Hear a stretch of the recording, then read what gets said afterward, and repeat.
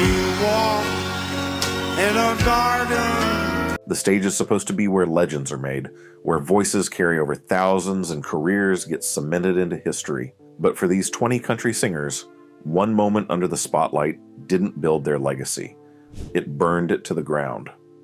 Whether it was a single sentence that ignited a national firestorm, a bottle that shouldn't have been opened before showtime, a performance so far off the rails nobody could look away, or a stunt so bizarre the room went silent for all the wrong reasons.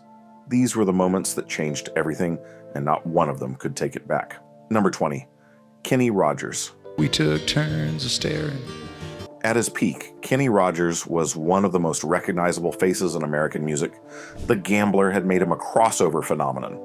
Islands in the Stream with Dolly Parton had made him a household name in homes that never listened to country radio.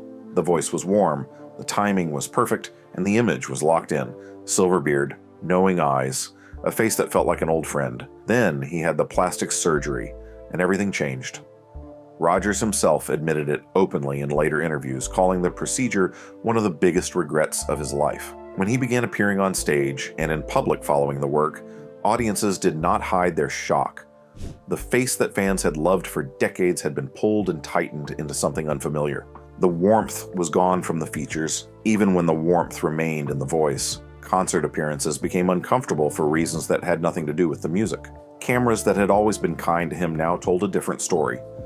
Late career performances drew attention not for the songs, but for the transformation nobody had asked for and nobody quite knew how to address. Rogers continued to tour and retained a loyal following until his health declined in his final years. But the image he had spent decades building had been altered permanently and publicly in a way no publicist could manage. The Gambler had played his hand one time too many, and this was a bet he could not take back. You never count your money. Number 19. Hank Williams Sr. Try so hard, my dear. There was nobody bigger in country music at the start of the 1950s. Hank Williams had rewritten what a country song could be, stripped it down to the bone, delivered it with a voice that sounded like it came straight out of heartbreak itself. The Grand Ole Opry was his home, until it wasn't. By 1952, Williams was appearing on stage visibly intoxicated on a regular basis. He missed shows, stumbled through sets, and slurred his way through songs that deserved better. The Opry had warned him repeatedly, but Williams couldn't stop, or wouldn't.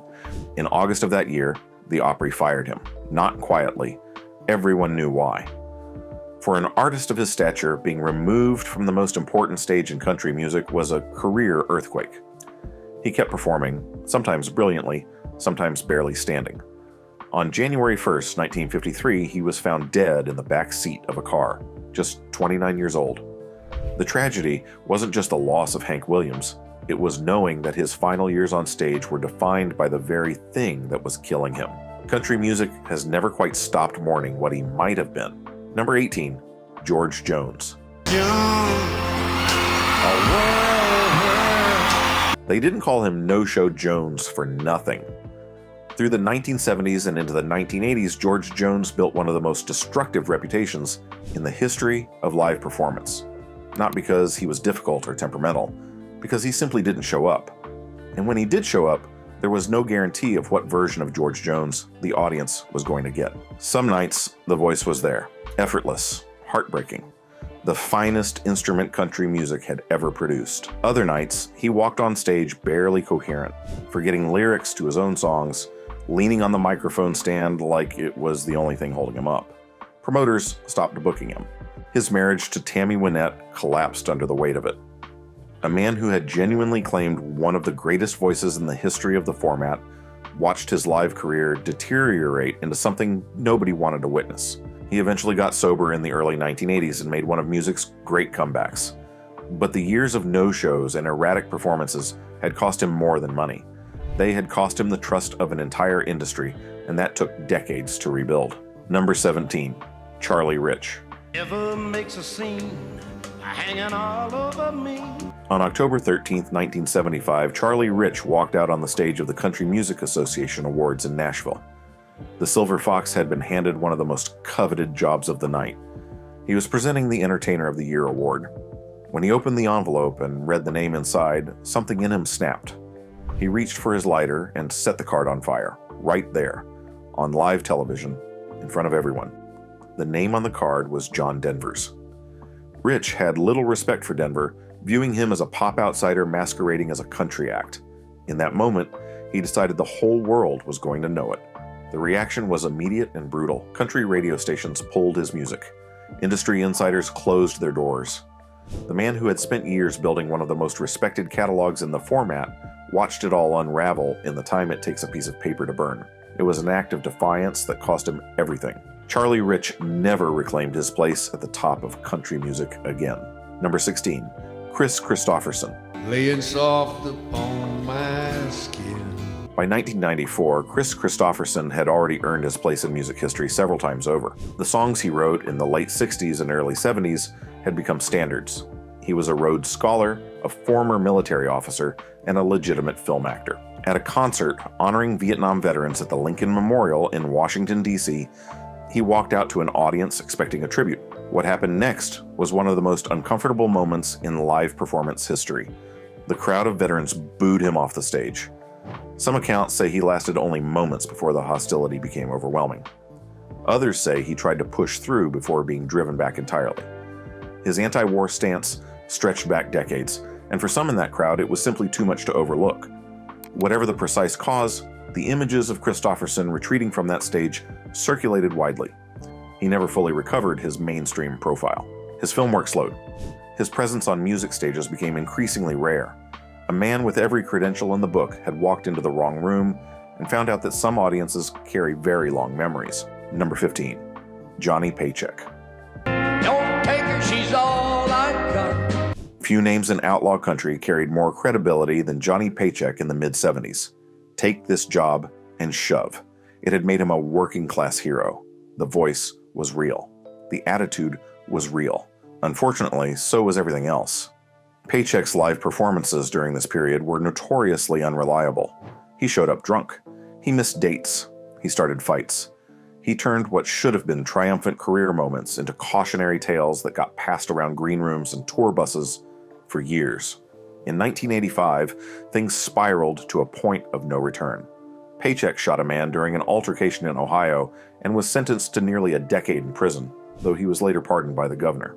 The combination of the erratic live performances and the criminal conviction effectively ended any chance of a sustained mainstream comeback.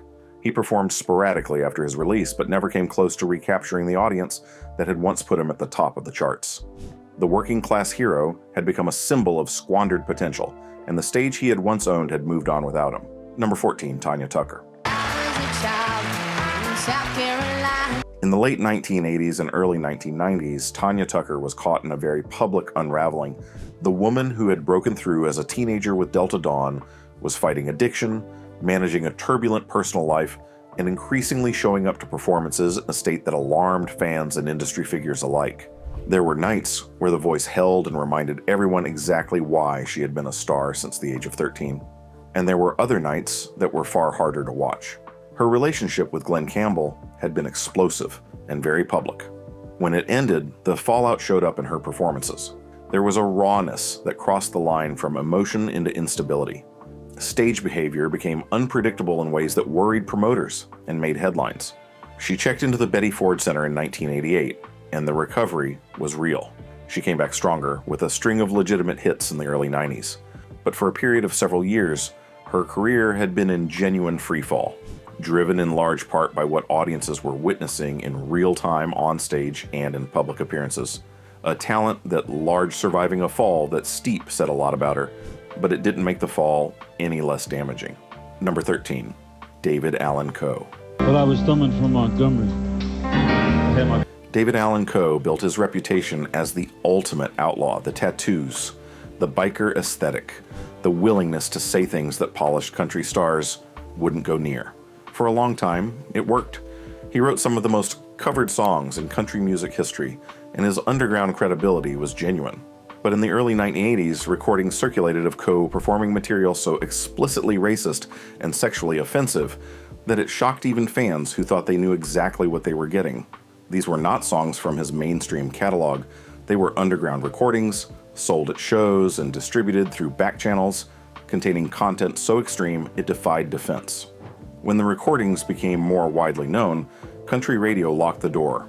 Labels that had tolerated his outlaw image walked away. The outlaw posture that had once seemed like freedom now looked like something far uglier. Coe continued to perform and retained a loyal underground following, but the mainstream country career was finished. The man who had written songs for the biggest names in the business watched those same names distance themselves as quickly as possible. Number 12. Billy Ray Cyrus. In 1992, Billy Ray Cyrus was everywhere. Achy Breaky Heart had launched him to a level of commercial success that felt almost accidental.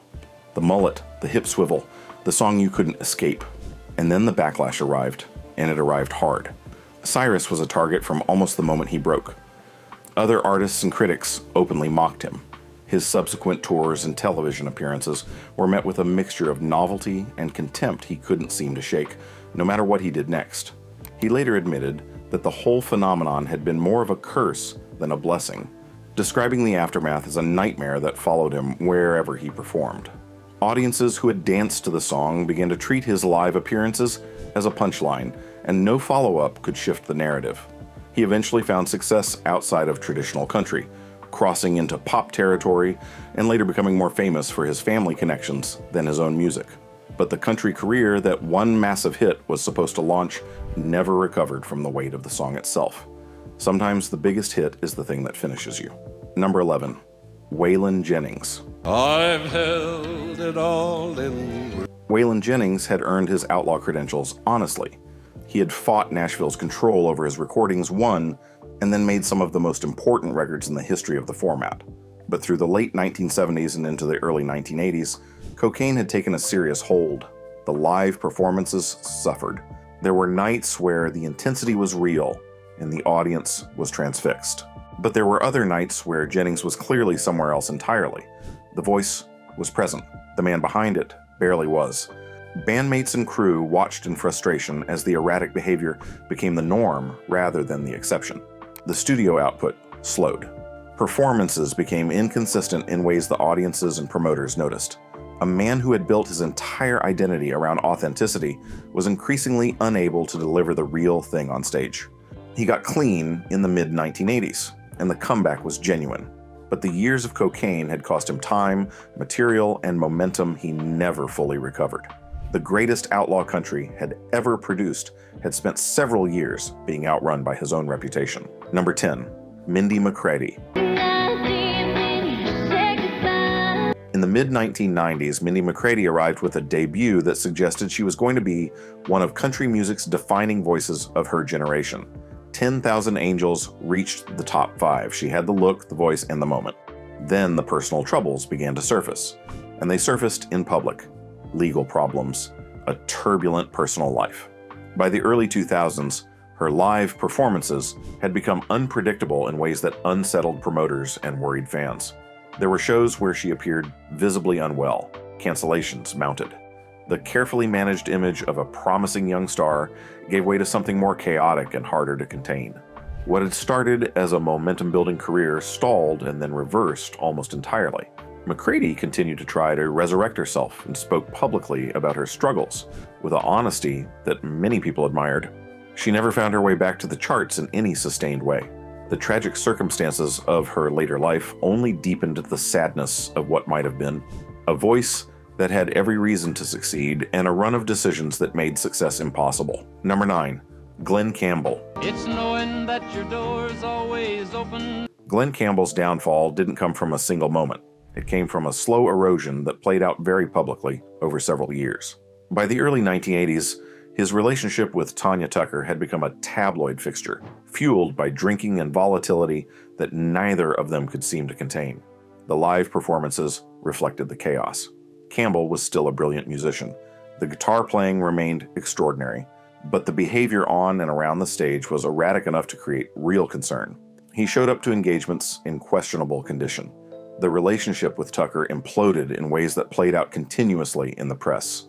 The combination of the public implosion and the substance issues knocked him off the commercial peak he had occupied throughout the 70s. Rhinestone Cowboy, and Southern Nights had made him one of the great crossover stars of the decade. The early 80s took much of that away.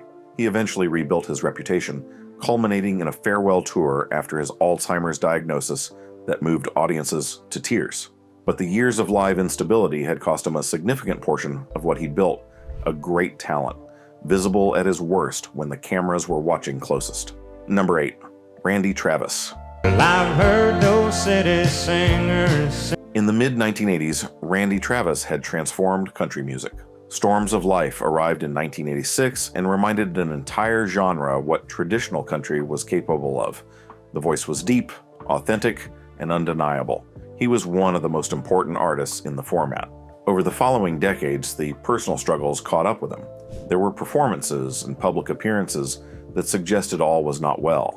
The voice that had once been so commanding became harder to count on. His later career was marked by a series of well-documented personal incidents that reflected instability rather than the measured quiet of the man audiences thought they knew. In 2012, he was arrested in a naked and intoxicated state following a car accident in Texas. The images circulated immediately. It wasn't a stage moment precisely, but it was undeniably public, and it devastated whatever remained of his commercial reputation. Travis suffered a massive stroke in 2013 that nearly took his life and severely impaired his speech. The career he had built through traditional restraint had come apart through the very chaos he'd once seemed immune to. Country music had lost his voice twice, once slowly and then all at once. Number 7. Steve Earle. Steve Earle had spent the 1980s establishing himself as one of the most credible voices in country music. Guitar Town arrived in 1986 and announced someone serious about the craft, about the words, about what a country song could mean. He was compared to Springsteen. The comparisons weren't wrong. But in 2002, barely a year after the September 11th attacks, Earle released an album containing a song written from the perspective of John Walker Lind, the American who had joined the Taliban. He defended the song and performed it publicly, including in stage appearances, at a moment when national wounds were still raw and unhealed. The country music establishment turned on him almost completely. Radio stations pulled his records. Industry figures condemned him openly. The fan base that had followed him through his earlier work fractured along lines that neither side could bridge. Earle was unapologetic. He had always been more outlaw than mainstream, and he wasn't interested in softening his position. But the cost was real and lasting. A career that had survived drug addiction and prison in the 90s was permanently repositioned outside the mainstream of country music, where it has largely remained. Number 6. Garth Brooks. Sometimes late at night. By the late 1990s, Garth Brooks was the best-selling solo artist in American music history. He had sold more records than Elvis. He had played concerts that drew hundreds of thousands. He was country music's biggest cultural moment. And then he became Chris Gaines. In 1999, Brooks announced he was adopting an alter ego, a fictional rock star, as a precursor to a planned film. He appeared on Saturday Night Live in character. He released an album under the persona. He performed as Gaines in public. The audiences who had followed Brooks through a decade of stadium anthems and heartfelt ballads had no idea what to make of it. The Chris Gaines look, dark wig, soul patch, dramatic all-black clothing bore no resemblance to the man they had been coming to see. The music sounded nothing like his catalog. The album sold poorly by his standards. The film never got made. The Saturday Night Live appearance became one of the most discussed miscalculations in the show's history. Brooks retired from music not long after, a retirement that coincided with the collapse of his marriage. He eventually came back and reclaimed his standing with his core audience. But Chris Gaines remains one of the most bewildering self-inflicted career wounds in the history of popular music. A man at the absolute top of his game who stepped off the ledge voluntarily. Number 5. Travis Tritt. Crazy as a moon. In the early 1990s, Travis Tritt was one of the brightest stars in the new wave of country talent, Country Club. Here's a quarter. The voice was raw and real, and the audience responded to it completely. He had arrived at exactly the right moment, but Tritt had a talent for making enemies that nearly matched his talent for music. His most damaging move came when he publicly and repeatedly attacked what he called the hat acts, the clean-cut, polished commercial country stars he felt were diluting the format. He named names. He was direct about who he meant. And he said it from stages with microphones in front of him. The comments created public feuds with artists whose fans made up a large portion of the country audience he was trying to reach. His relationship with parts of the industry became permanently difficult. Bridges were burned that he didn't have enough leverage to rebuild. Tritt continued to record and perform and retained genuine respect as a vocalist. But the career trajectory his early output promised never fully materialized, in part because of battles he chose to start himself. Sometimes the biggest obstacle a talent faces is the talent's own mouth. Number 4. Toby Keith. In 2003, Toby Keith was one of the most commercially dominant forces in country music. Courtesy of the red, white, and blue had made him the sound of post-September 11th patriotic fury. His concerts were packed, his numbers were extraordinary, but his handling of the Dixie Chicks controversy took things somewhere that made a lot of people uncomfortable, including many of his own fans. During his 2003 concert tour, Keith began projecting a composite image on the giant screen behind him that placed Natalie Maines alongside Saddam Hussein. The image was impossible to misread. It was designed to humiliate and to provoke, and it worked in the short term. His audience responded with enthusiasm in the moment, but the wider conversation it generated was uglier and more divisive than pure patriotism could contain. The stunt invited scrutiny of his other positions and behaviors. Critics who had been willing to separate the politics from the music began looking more closely. Industry figures who had watched quietly started to speak. The image became a symbol not of patriotism, but of something more personal and considerably less flattering. Keith's commercial success continued for several more years, but his reputation outside of his core fan base had been permanently altered by the choices he made on that stage. Some images follow a career for a very long time. Number 3. Charlie Daniels. Johnny rising up here, boy, playing fiddle hard. Charlie Daniels had spent 5 decades building one of the most durable brands in country music. The Devil Went Down to Georgia had made him a household name in 1979. He was an institution, a genuine one. But as social media expanded his platform, Daniels began using his stage time and public appearances to deliver increasingly aggressive political commentary that went far beyond the patriotic sentiment his audiences had always expected. His concerts became forums for pronouncements that drew strong reactions on both sides, but ultimately alienated a significant portion of the broader country audience. The comments he made about politicians, foreign policy, and cultural flashpoints were often inflammatory enough to generate news coverage for the wrong reasons. The music got pushed to the background. The controversy occupied the foreground. For a legacy artist of his stature, that kind of shift matters considerably. The radio stations that had always been reliable partners became more cautious. The careful construction of a career built on musical credibility was gradually being overshadowed by the rhetoric coming from the stage. Daniels passed away in 2020, and the tributes acknowledged both his genuine musical talent and the complicated final chapter of his public presence. The fiddle player who had once seemed bulletproof had spent his last decade giving critics ammunition they didn't need. Number 2. Hank Williams Jr. Now these country music singers. Hank Williams Jr. had spent his entire career stepping out from under his father's enormous shadow and building something loud and unapologetic on his own terms. Bocephus was an institution. The Monday Night Football theme was American ritual for 30 years. On October 3, 2011, he appeared on a national morning news program and made comments comparing President Obama to Adolf Hitler. He was attempting a political analogy that fell apart almost immediately, but the words were out.